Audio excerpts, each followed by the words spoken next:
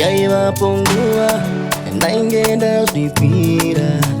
akuva newe ndozvandaishuwira asi magumo ndo akazotiwira tinere rudo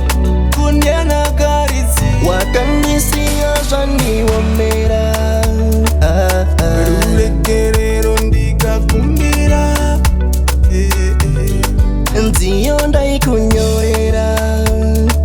kana kuvanuka ndifumura saka ndoti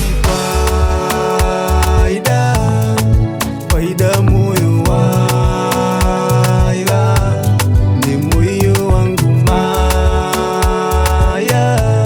tafarana atyadanana zvekuti wazogaya bebi yatove mafirimu pandaikuda iwe wakaita sei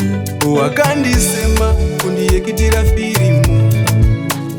takupa kundida nasi zvamboita sei saka ndoti Paidamoyo waiva nemoyo wangu maya tafarana atyadanana inyawanitaivaiba ininewe shamwari moyo wangu ndikakupa wese shamwari maindavafudza ndawana wandinoda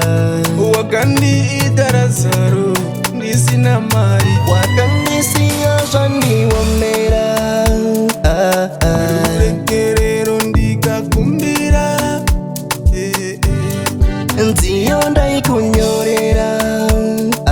kana kuvanuka ndifumura saka ndoti Paidamoyo waiva nemoyo wangu maya tafarana atyadanana